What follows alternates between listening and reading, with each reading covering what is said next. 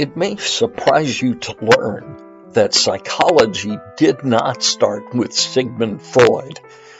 In fact, Christianity was one of the biggest innovators when it came to psychology.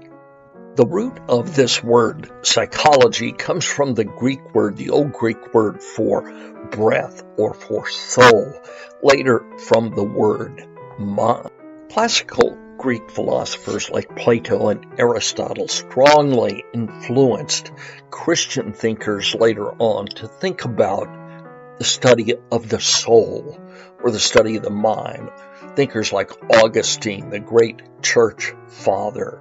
Plato and Aristotle also had a great deal of influence over the Middle Ages thinking in theology, especially when it came to the theologian Thomas Aquinas. Thomas Aquinas wrote a lot about psychology in his masterpiece, the Summa Theologica, or the Summa. Now, Christianity and psychology are not mutually exclusive, as some people would have you to believe. In fact, the root of this study of psychology really goes back to a strong Christian theology. But it was not just left to the discipline of philosophy and theology that the thoughts of psychology were beginning to evolve.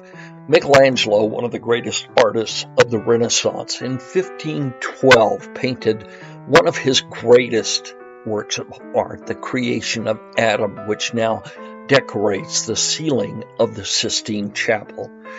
In 1990, an American medical doctor published in JAMA, the Journal of the American Medical Association, his thoughts about how the backdrop of God in this painting actually deliberates and articulates the human brain. Please feel free at any time during this video to pause it and to take a closer look at some of the things that I've detailed here for you, and especially some of the documentation where this information can be sourced and where it can be further studied. It is simply a fabrication to say that Freud was the inventor of psychology, because long before Freud, back when the Reformation was getting started, the behavioral sciences were very much at the forefront of the Reformation. Certainly, Martin Luther was the voice of the Reformation, but his right-hand man, Philip Melanchthon, was the theologian behind it all. In his own right, he was a genius.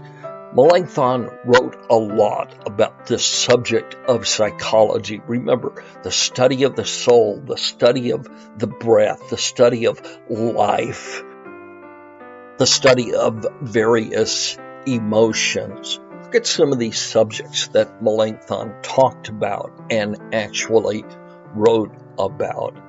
Philip Melanchthon may well have been the first person to have ever used the word psychology.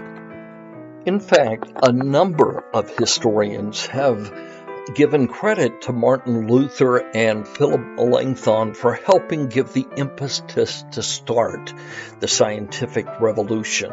And then in the early 19th century, you get this philosopher Søren Kierkegaard. Kierkegaard wrote a lot about Christian psychology. He often gets a bad rap as being called an existentialist.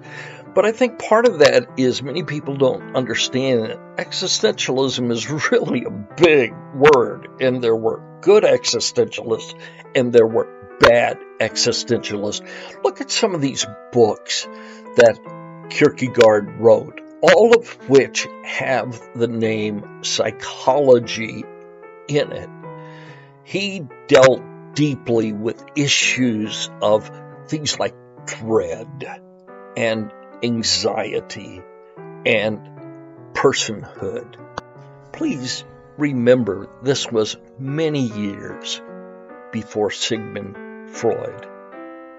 So I just want to leave you with this.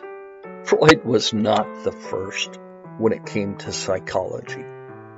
Psychology and Christianity can work together.